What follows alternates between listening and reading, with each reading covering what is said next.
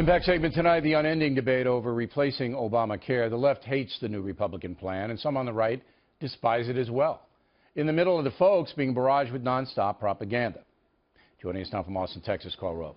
As you know, I'm a very simple man, so I only have 3 questions for you, Mr. Rove.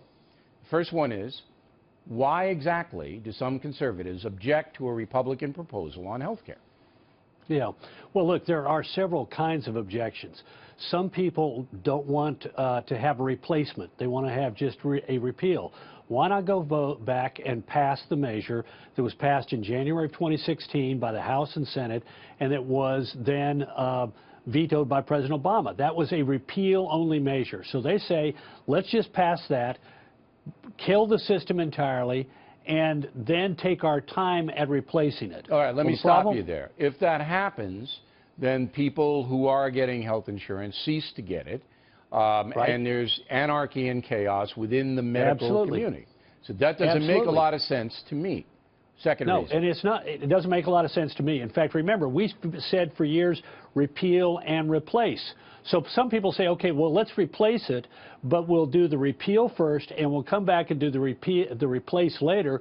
But that means we got to get 60 votes for every one of those proposals. I'd love to get as many of those proposals within reconciliation, which means they only need 51 votes. There's some that we will not be able to get within reconciliation. You're talking about the Senate now on a reconciliation bill. Okay, but I'm more philosophical here, all right? So, okay, some conservatives just want to repeal it outright and then build a new system. Meantime, chaos ensues. What are the other conservative objections? Well, there is a principled objection to creating advanceable, refundable tax credits for those who buy insurance out of their own pocket, the self-employed and people who work at companies that don't get coverage from their employees. Some conservatives see it as an entitlement. All right? Right, exactly. But if you're only making $35,000 a year and you have a few kids in the house, it's a safety net going to, you know, the public good. Well, exactly. And look, I'd put it this way. You could be making $150,000 a year as a self-employed individual. But why is it that we give a tax advantage to companies to provide it and not to people who have to pay for it out of their own pocket? So that sounds like another weak argument that some conservatives well, don't...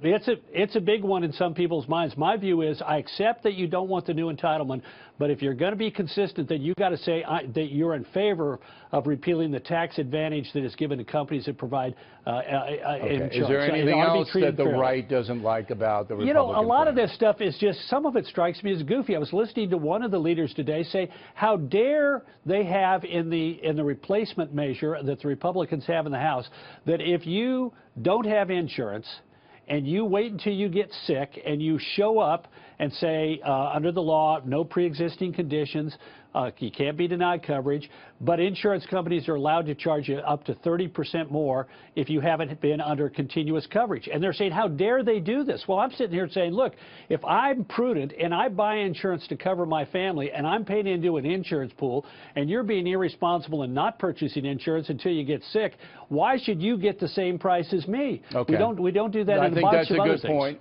that there should be a surcharge for those who have no insurance and come in and say, now that I have cancer, I want you to pick up all the bills at the same price of the healthy people. Okay, that's reasonable.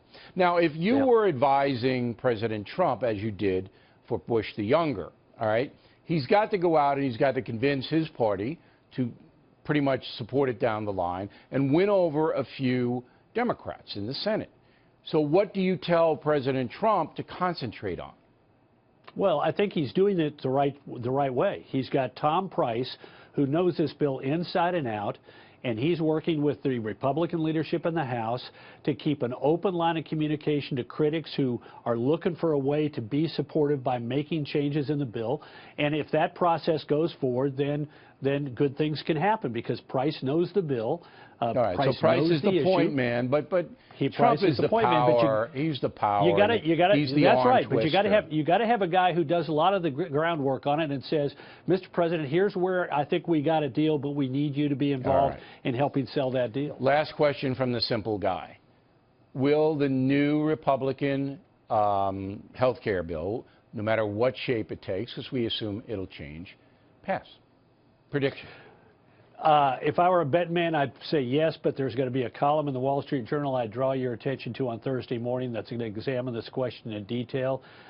I've read the rough draft of it. It's brilliant, really insightful. I think I'm doing a pretty good job with it. I would commend it to you on Thursday morning. All right, so you are saying that your column on Thursday is brilliant and unprecedented in its wisdom. I just want to... I wouldn't say unprecedented, but wise, yes. But, okay. All right. But your prediction is that it will pass. Is that correct? Yeah, and incidentally, not just a little board, my friend. Not just a little board. It's a truth source. It's a trigger. It's a trigger. Karl Rove, everybody, directly ahead.